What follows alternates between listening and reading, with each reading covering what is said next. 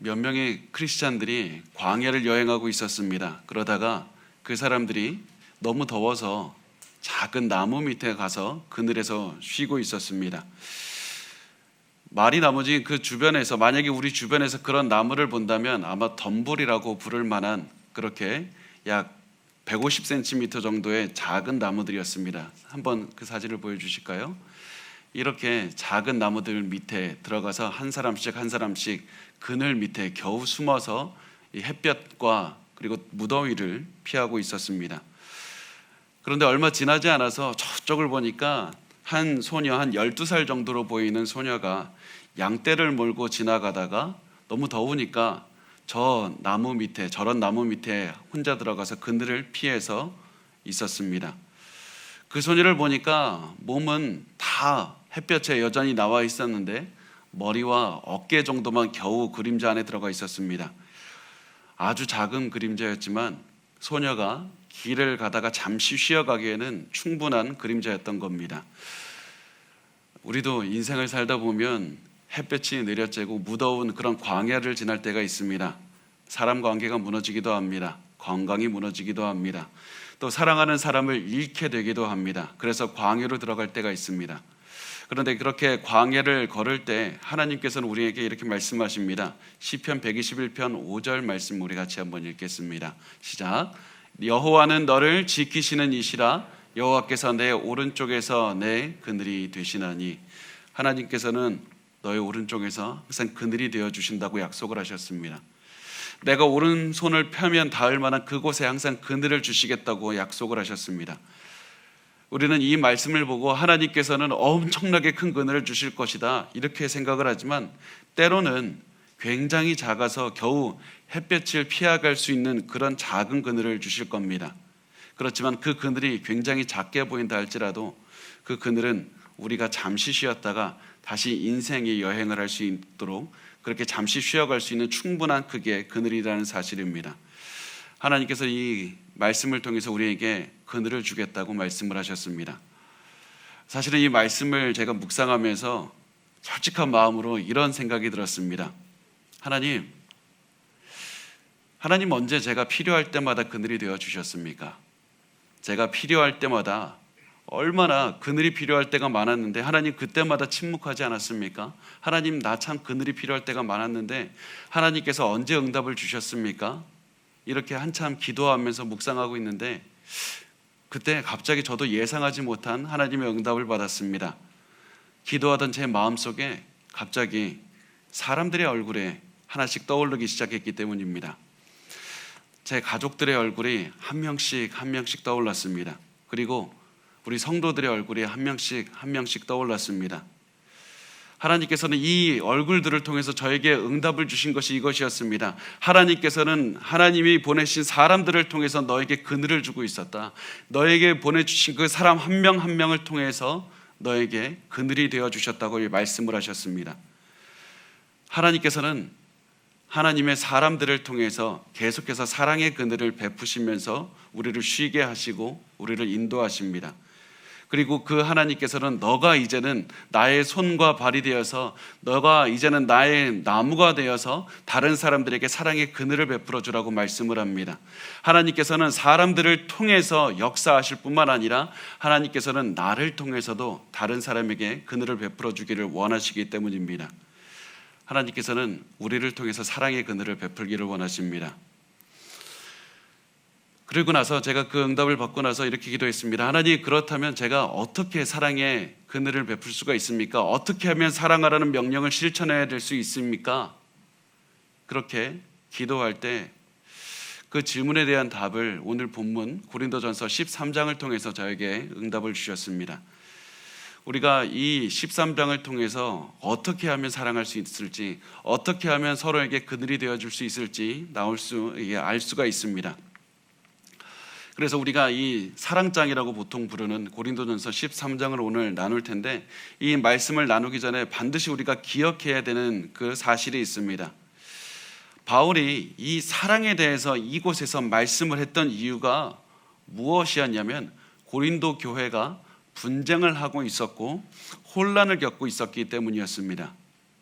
고린도 교회는 겉으로 보기엔 굉장히 화려했고 다들 성공하고 싶어 했습니다. 다들 다른 사람보다 앞서 나가고 싶어 했습니다. 그랬기 때문에 교회 내에서 분란이 있었고 바울은 이들을 꾸짖기 위해서 여러 말을 하다가 이 과정에서 사랑에 관해서 말을 했던 겁니다.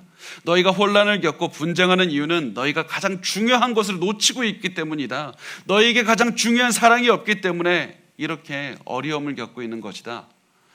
너희는 지금 상대적으로 덜 중요한 은사들을 가지고 내 것이 더 크다 이렇게 자랑하고 있지만 정작 가장 중요한 사랑이 없기 때문에 너에게 문제가 생긴 것이라고 말씀을 하셨습니다. 우리가 이 말씀을 기억하고 오늘 고린도전서 13장을 나누기를 원합니다. 왜냐하면 너무나도 많은 사람들이 고린도전서 13장에 대해서 오해하고 있기 때문입니다.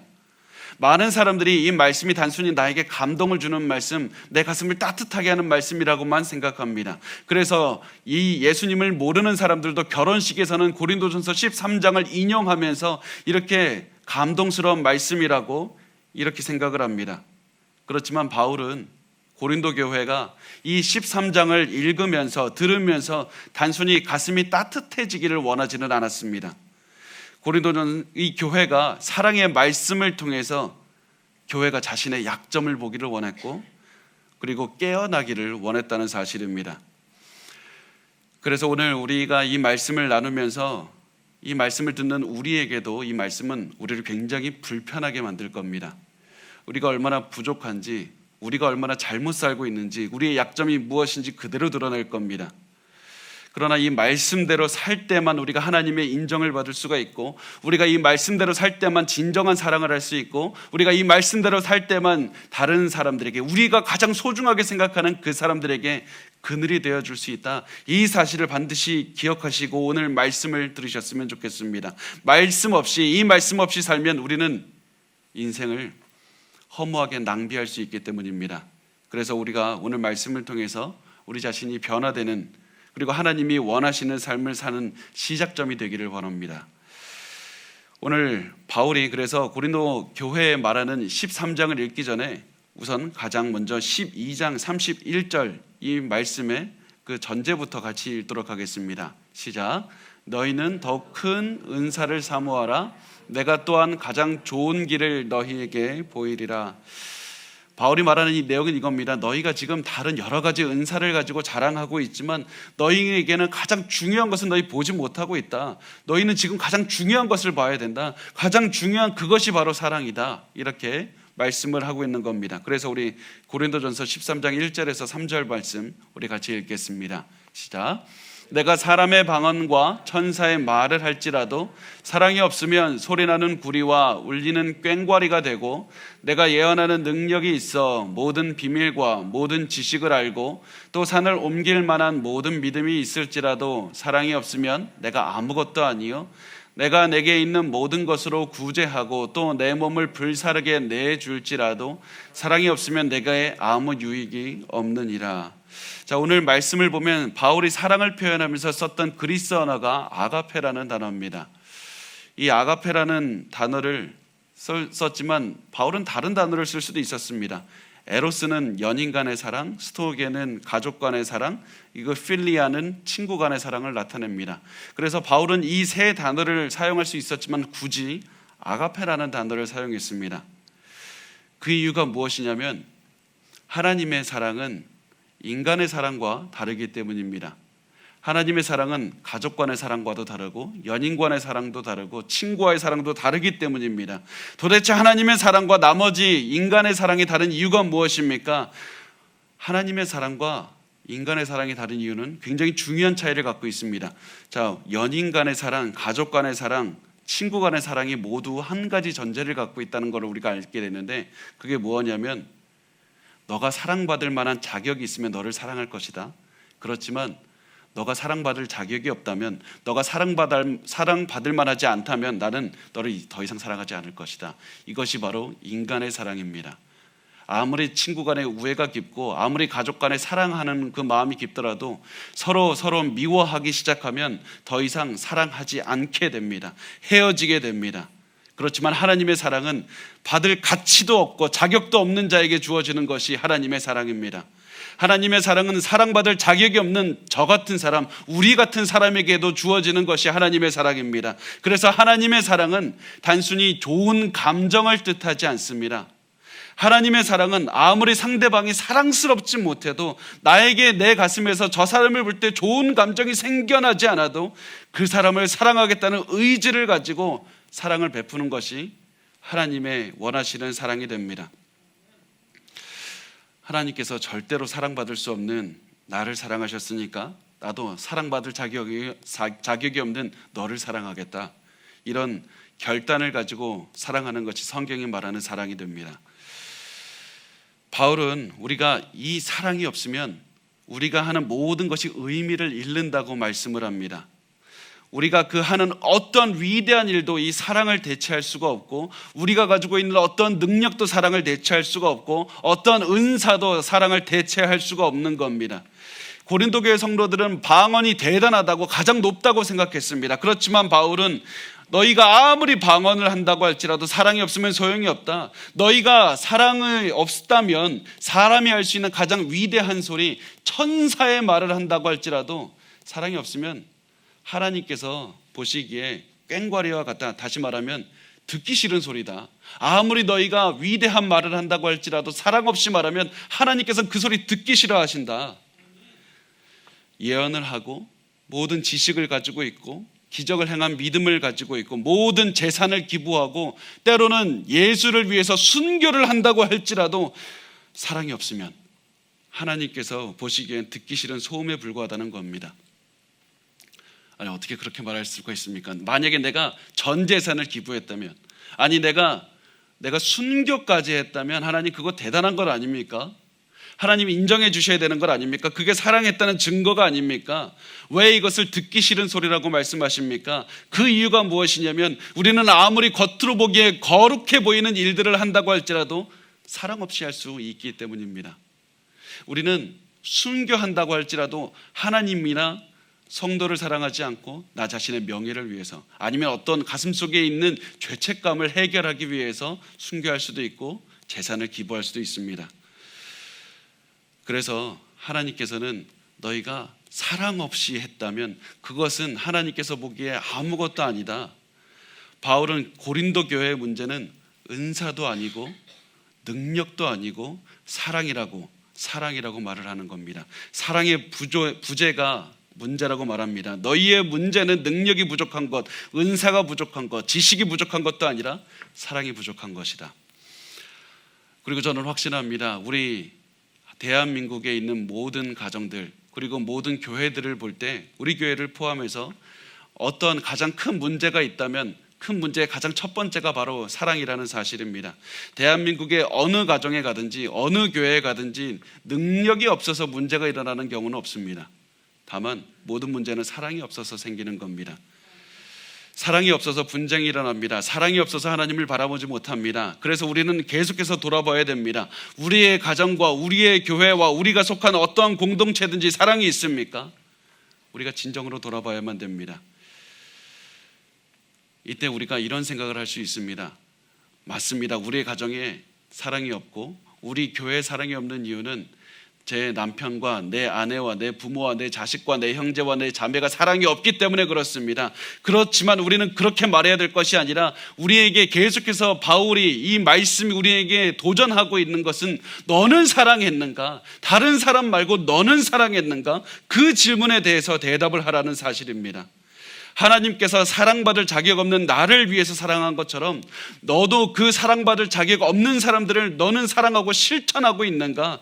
그 사실을 질문하고 있고, 만약에 우리가 그 질문에 나는 사랑하지 못하고 있다고 대답을 하게 된다면 지금부터라도 하나님 내가 사랑하겠다는 의지를 가지고 사랑하겠습니다. 결단을 내리시기를 바랍니다. 지금 내가 여러 가지 가정을 위해서, 직장을 위해서, 교회를 위해서 몸으로 봉사하는 것보다 더 중요한 가장 근본적인 것, 사랑하는 것, 이것이 가장 중요하다는 사실입니다. 지금 우리 그래서 결단을 내려야 됩니다. 우리 사랑을 해야 됩니다.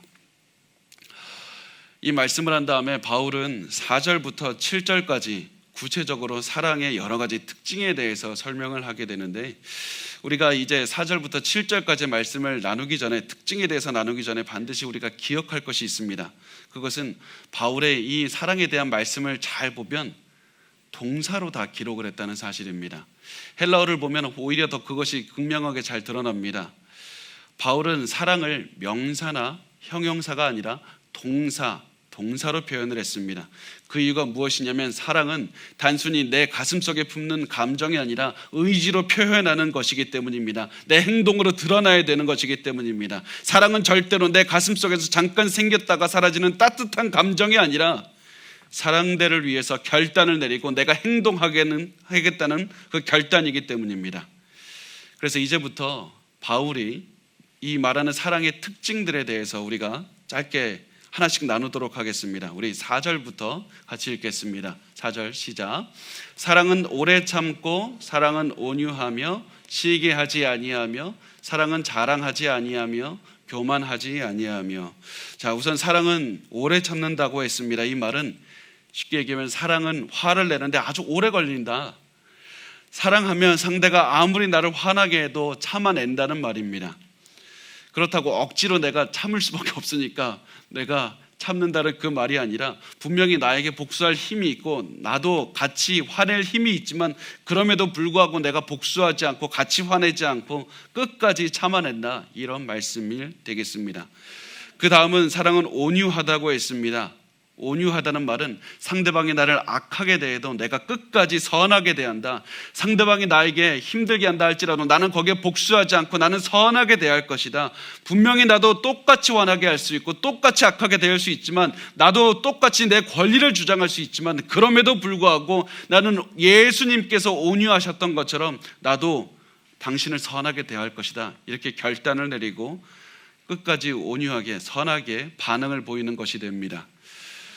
세 번째로 사랑은 시기하지 않는다고 했습니다.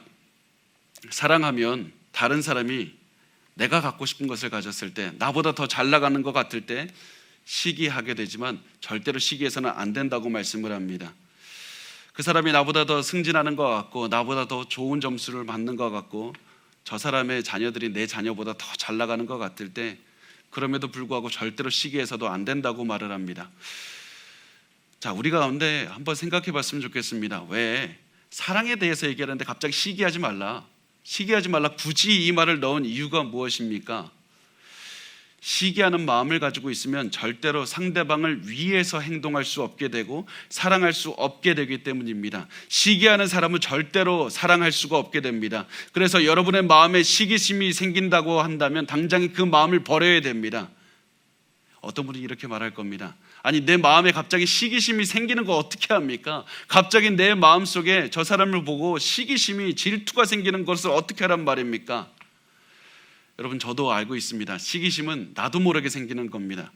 그렇지만 내 마음에 드는 감정이 시기심이라는 것을 깨달음에도 불구하고 계속해서 그 감정을 가지고 하루 종일 품고 있는 것은 내가 그 시기심을 가지고 살겠다고 결단하는 것과 똑같다는 사실입니다. 여러분의 마음에 시기심이 들었다는 그 생각이 들은 그 순간부터 시기심을 버리고 오히려 여러분의 생각을 하나님께 돌리기로 결단하고 사랑으로 다른 사람들을 사랑함으로써 계속해서 채워야 된다는 사실입니다. 사랑은 단순히 내 가슴속에 드는 좋은 감정이 아니라 하나님을 위해서 살겠다는 결단이자 의지의 표명이라는 사실을 반드시 기억하시길 바랍니다.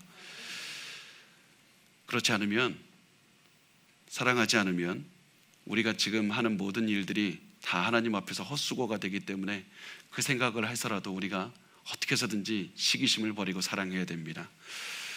넷째, 사랑은 자랑하지 않습니다. 사랑하면 절대로 자신의 능력이나 은사도 자랑하지 않고 내가 지금까지 이룬 그 어떠한 것도 자랑하지 않습니다. 왜 그렇습니까? 그 이유는 자랑하는 이유를 보면 알 수 있습니다. 내가 다른 사람에게 나의 자랑을 하는 이유가 뭡니까? 내가 당신보다 높은 사람이라고, 그래서 나를 대우받기 원하기 때문에 자랑하는 겁니다.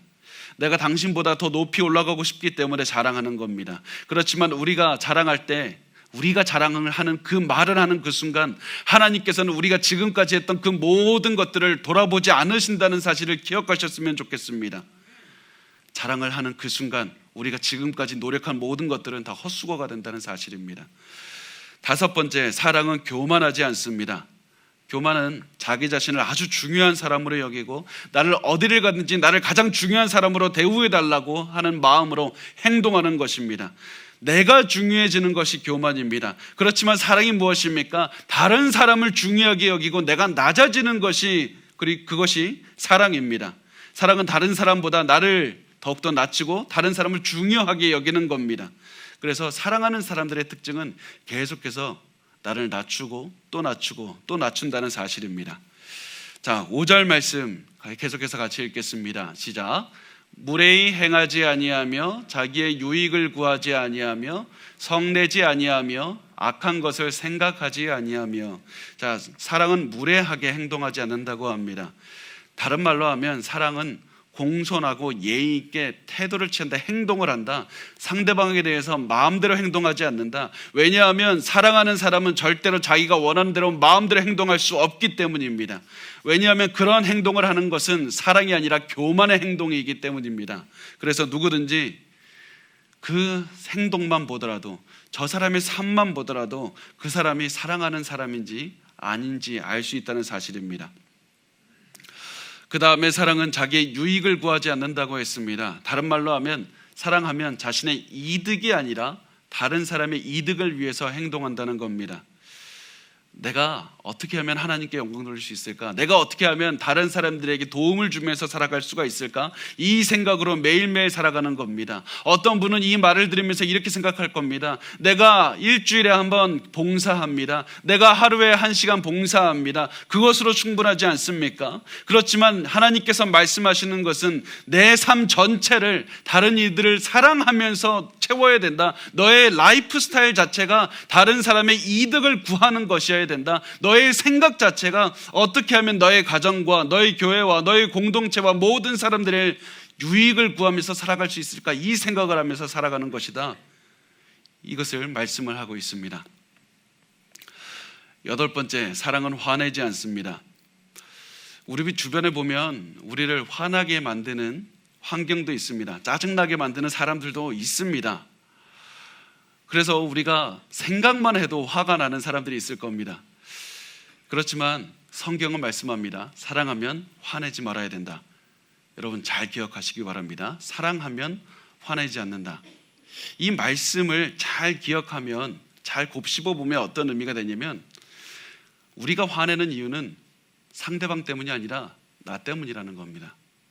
우리가 화내는 이유는 저 사람이 나를 화나게 해서 짜증나는 사람이라서가 아니라 내가 사랑하지 않아서다. 그것을 깨닫게 되는 사실입니다. 내 사랑이 부족해서 그런 것입니다. 우리는 이 말을 듣고 이렇게 대답할 겁니다. 저 사람이 나를 얼마나 힘들게 했는지 아십니까? 저 사람이 나를 얼마나 짜증나게 했는지 아십니까? 그렇지만 성경은 우리에게, 그 질문을 하는 우리에게 이렇게 말씀합니다. 사랑하면 화내지 않는다. 진리가 사랑하면 화내지 않는다는 겁니다. 우리가 그 말씀을 기억하시기 바랍니다. 아홉 번째, 사랑은 악한 것을 생각하지 않는다고 말씀을 합니다. 사랑은 악한 것을 생각하지 않습니다. 많은 학자들이 이 말씀을 악한 것을 생각하지 않는다라는 의미보다는 상대방의 잘못을 기억하지 않는다, 상대방이 나에게 잘못한 것을 기억하지 않는다는 의미로 해석을 합니다. 다시 말하면 저 사람이 나에게 어떤 잘못을 했는지 매일매일 기억해 놓고 그것을 계속해서 곱씹어가면서 기억하는 겁니다. 많은 분들이 이것을 상처라고 말을 합니다.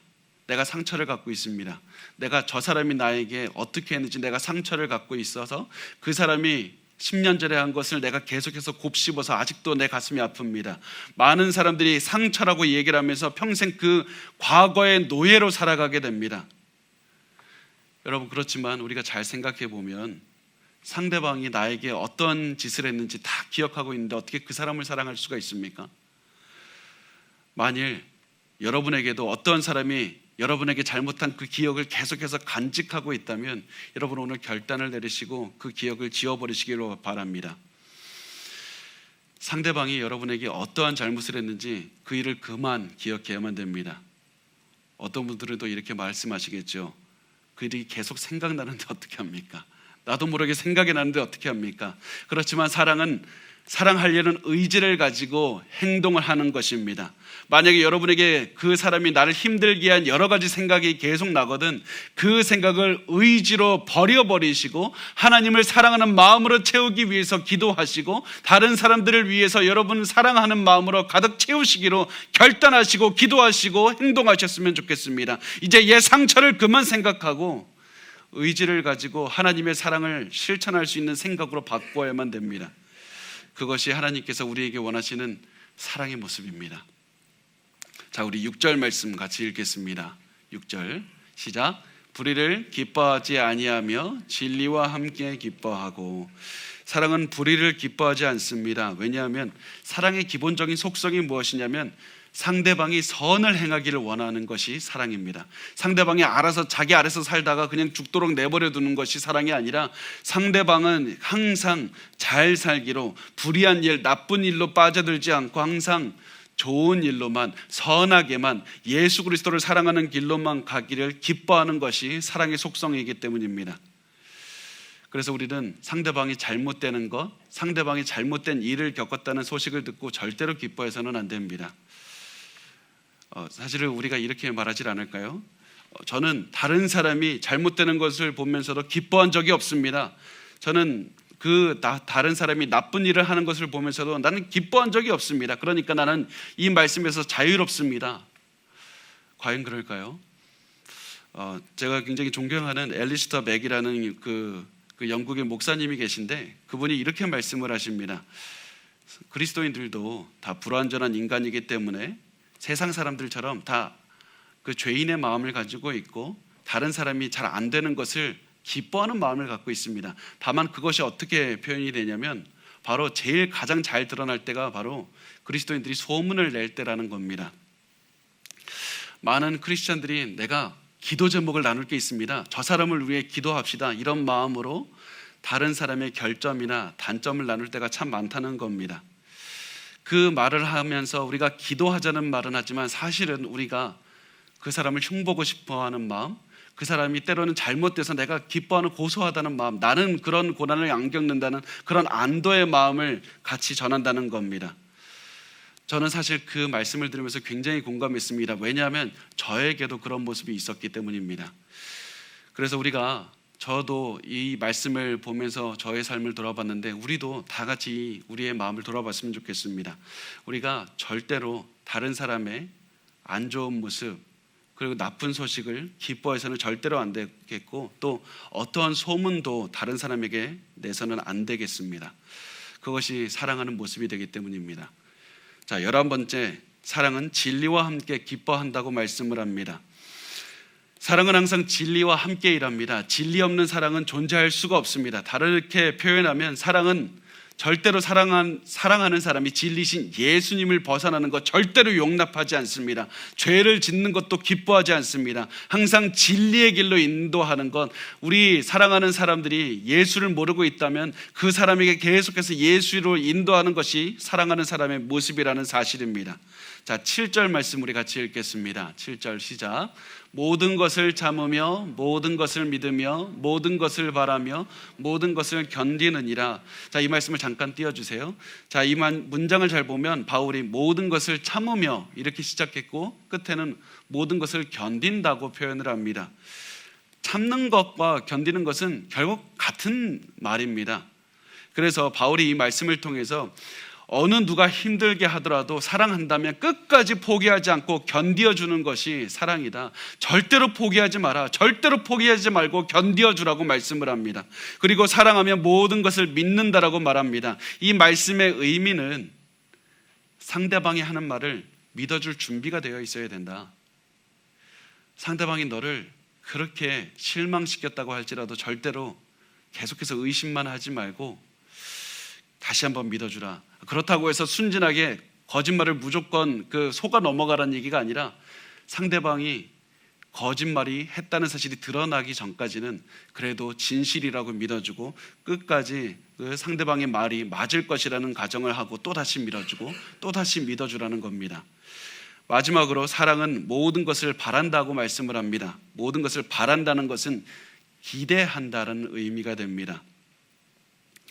아무리 사랑하고 믿어주어도 변하지 않아서 내가 포기하고 싶을 때 절대로 포기하지 마라. 끝까지 사랑해주고 끝까지 기대해주고 너는 변할 수 있다. 너는 예수 안에서 진리의 사람으로 변할 수가 있다. 너는 끝까지 변할 수가 있으니까 절대로 포기하지 말라는 말씀을 하고 있습니다. 그 사람이 아무리 나를 실망시켜도 절대로 포기하지 말고 그 사람을 변화시키기 위해서 끝까지 힘쓰라는 그런 말씀을 하는 것입니다. 자, 이렇게 바울이 사랑의 특징에 대해서 말한 다음에 바울은 사랑에 대해서 이제 요약하면서 결론을 내립니다. 우리 8절 말씀 같이 읽겠습니다. 시작. 사랑은 언제까지나 떨어지지 아니하되 예언도 패하고 방언도 그치고 지식도 패하리라. 사랑은 언제까지나 떨어지지 않는다. 이 말씀은 사랑은 영원하다. 사랑은 영원하다는 말씀입니다. 왜 이 말을 했냐면 고린도 교회 사람들이 굉장히 가장 높은 것이라고, 가장 높은 은사라고 붙들었던 것, 자랑했던 것들이 잠시 있다가 사라지는 것이기 때문입니다. 예수님이 오시면 다 없어지는 것이기 때문입니다. 이런 이 모든 은사들이 예수님이 재림하시면 다 없어집니다. 물론 지금 이 시대에 이 모든 은사들은 귀중한 것이지만 나중에 되면 다 사라지게 됩니다. 그러나 예수님이 재림하신 데에도, 그 재림하신 다음에도 계속해서 남아있는 은사, 계속해서 남아있는 것인데 그것이 바로 사랑이라는 사실입니다. 우리 9절과 10절 같이 읽겠습니다. 시작. 우리는 부분적으로 알고 부분적으로 예언하니 온전한 것이 올 때에는 부분적으로 하던 것이 패하리라. 자, 지금 우리가 가지고 있는 지식도 부분적이고 예언도 완벽하지 않습니다. 이 시대에 가장 대단한 뛰어난 신학자라고 할지라도 성경에 대해서 다 아는 게 아니라 궁금한 거 투성이입니다.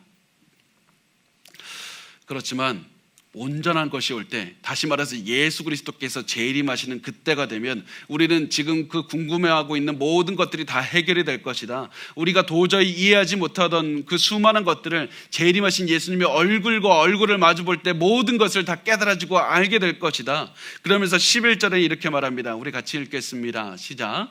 내가 어렸을 때에는 말하는 것이 어린아이와 같고 깨닫는 것이 어린아이와 같고 생각하는 것이 어린아이와 같다가 장성한 사람이 되어서는 어린아이의 일을 버렸노라. 자, 사람이 어렸을 때는 생각도 어린아이처럼 하고 모든 판단도 어린아이처럼 하지만 어른이 된 다음에는 내가 어렸을 땐 참 어린아이처럼 생각했다, 그런 생각을 깨달으면서 어른처럼 생각하고 어른처럼 행동하며 말하게 된다는 겁니다. 마찬가지로 예수님이 재림하시면 마치 우리가 장성한 자, 어른이 되는 것 같이 될 것이다. 예수님이 재림하시면 재림하기 전에는 다 어린아이처럼 그렇게 살았지만 이제는 예수님이 재림하시면 지금처럼 예언이나 방언과 같은 은사를 필요로 하지 않을 것이고 완벽한 우리가 지식을 갖게 될 것이다. 이제는 그런 은사들이 필요가 없을 것이다. 또 12절 말씀 우리 같이 읽겠습니다. 시작. 우리가 지금은 거울로 보는 것 같이 희미하나 그때에는 얼굴과 얼굴을 대하여 볼 것이요 지금은 내가 부분적으로 아나 그때에는 주께서 나를 아신 것 같이 내가 온전히 알리라. 거울로 보는 것 같이 희미하다 이렇게 말씀을 했는데 사진을 한번 보여주실까요? 이게 좀 어떤 그림이냐면 고대에서 쓰던 거울입니다. 보통 거울을 그 구리를 이렇게 펴갖고 이게 사용을 했는데 내려주셔야 됩니다. 거울이 구리를 핀 데다가 지금처럼 완벽하게 필 수 있는 것도 아니고 대부분의 사람들은 굉장히 그 거친 제대로 펴지도 않은 구리를 가지고 질라진 거울을 사용했습니다. 그래서 사람들은 일반적으로 거울을 보면 제대로 거울을 얼굴을 볼 수 있는 게 아니라 굉장히 희미하게 봤던 겁니다. 일그러진 모습으로 봤던 겁니다. 그래서 바울이 말하는 것은 지금 우리에게는 영적인 것들이 이렇게 잘 보이지 않는다, 제대로 보이지 않는다. 지금 우리는 하나님을 완벽하게 알지도 못하고 세상에 일어나는 일들도 제대로 이해하지 못하고 나에게 왜 고난이 오는지, 나에게 왜 어떤 일들이 벌어지는지 우리는 이해하지 못한다. 우리는 그렇게 부족한 모습으로 살고 있지만 예수님이 재림하시면 우리는 완벽하게 모든 것을 알 수 있을 것이고 나도 완벽한 하나님이 원하시는 모습으로 변할 것이다. 그날이 되면 지금 고린도 교회 성도들이 자랑했던 모든 은사들은 사라질 것이다. 그러므로 너희는 잠시 있다 사라지는 그 은사들을 위해서 살지 말고 영원한 것, 사랑을 위해서 살아야 된다고 말씀을 합니다. 그래서 마지막으로 우리 고린도전서 13절 말씀, 13장 13절 같이 읽겠습니다. 시작. 그런즉 믿음, 소망, 사랑 이 세 가지는 항상 있을 것인데 그 중에 제일은 사랑이라. 믿음, 소망, 사랑 이 세 가지가 영원하니까 영원한 것들을 위해서 살라고 말씀을 합니다. 우리가 예수님께서 재림하셔도 여전히 예수님에 대한 믿음과 소망과 사랑은 영원히 간직하면서 살게 됩니다. 그런데 이 중에서도 사랑이 가장 중요하다고 말씀합니다. 왜 그렇습니까? 믿음과 소망의 기본이 사랑이기 때문입니다. 우리가 하나님에 대한 믿음을 가질 수 있는 이유가 무엇입니까? 예수께서 우리에게 다시 한번 오시고 예수께서 우리를 위해서 처음 오셨던 이유, 그 모든 것이 다 하나님이 우리를 사랑하셨기 때문에 가능한 것입니다. 그래서 우리가 하나님을 믿을 수 있는 가장 근본적인 이유는 하나님이 우리를 사랑하셨기 때문이고, 또 우리가 소망, 천국에 대한 소망을 가질 수 있는 이유도 하나님이 우리를 사랑하시기 때문입니다. 그래서 우리가 사랑한 마음을 가져야 되고, 하나님에 대한 그 사랑을 체험하고 그 사랑을 실천하며 사랑을 가지고 살아가기 위해서 노력하며 살아가야 되는 것입니다. 우리의 삶에서 매일매일 사랑의 증거가 나타나야 됩니다. 그래서 우리가 다시 한번 질문했으면 좋겠습니다. 여러분의 삶에서는 사랑이 드러나고 있습니까? 여러분, 이 질문이 굉장히 중요합니다. 왜냐하면 우리가 지금 잘 살고 못 살고 있는가가, 우리가 돈을 많이 버는가? 우리가 건강한가? 우리가 지금 내가 원하는 그 삶을 살고 있는가? 그것이 아니라 내가 사랑하고 있는가? 이 질문 하나에 따라서 내가 잘 살고 있는가 못 살고 있는가가 결정되기 때문입니다. 나에게 은사가 있는가? 내가 지금까지 많은 희생을 했는가? 나에게 얼마나 큰 비전이 있고 지식이 있는가? 내가 얼마나 지금까지 노력하면서 살았는가? 내가 얼마나 사람들에게 감동을 주는 말을 했는가? 이 모든 것은 사랑이 없으면 다 중요하지 않고 오히려 하나님께서는 듣기 싫어하는 소리와 같다고 말씀을 한다는 사실입니다. 여러분, 그래서 우리의 인생에서 가장 중요한 것, 하나님, 나중에 하나님을 만났는데 하나님, 저 열심히 살았습니다 라고 할 때 너의 인생은 소음에 불과했다라고 그런 말씀을 듣는 것이 가장 두려운 미래가 되지 않겠습니까? 우리가 지금 가장 다시 한번 붙잡아야 될 것, 사랑에 달려 있습니다. 우리 사랑을 붙잡아야 됩니다. 우리가 처음 나눈 그 나무 그림자를 기억하셨으면 좋겠습니다. 하나님께서는 우리를 통해서 사람들에게 쉴 수 있는 하나님의 그림자가 되어주기를 원하십니다. 그리고 그 그림자가 되어줄 수 있는 단 하나의 방법은 사랑을 실천하는 것밖에 없습니다. 의지를 가지고 사랑을 실천할 때만이 우리가 사랑하는, 그 아끼는 그 사람들, 자녀들에게, 가족들에게, 그 어떠한 사람에게도 우리가 그늘이 되어줄 수 있는 그 단 하나의 방법은 하나님의 말씀대로 사랑을 실천하는 것밖에 없습니다. 하나님은 사랑하는 것만이 중요하다고, 다른 것보다 사랑이 가장 중요하다고 말씀합니다. 그래서 우리 다시 한번 기본으로 돌아가서 가장 중요한 것을 붙잡으셨으면 좋겠습니다. 우리 다시 사랑하기를 원합니다. 그렇게 다시 시작하면서 오늘 우리의 삶을 다시 시작했으면 좋겠습니다. 다시 사랑합시다.